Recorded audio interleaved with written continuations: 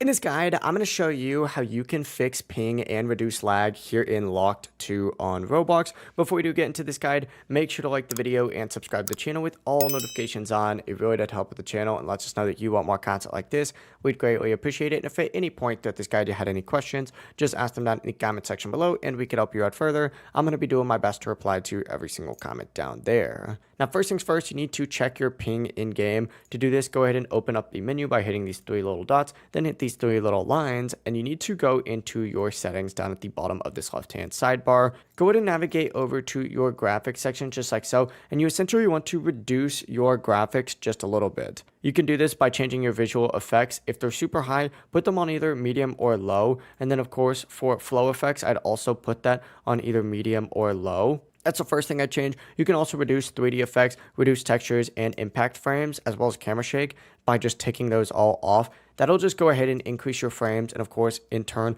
reduce your lag and reduce your ping as well. The fastest way to fix this is also going into the other section to make sure that you are on the correct matchmaking region for you. For example, I'm in the Americas, so North America works perfectly for me. But if you're in something else, there's all these other options adjusted accordingly, and then switch servers. You can also join a private server. These usually have lower ping because there's fewer players and better connection stability by selecting private server right here.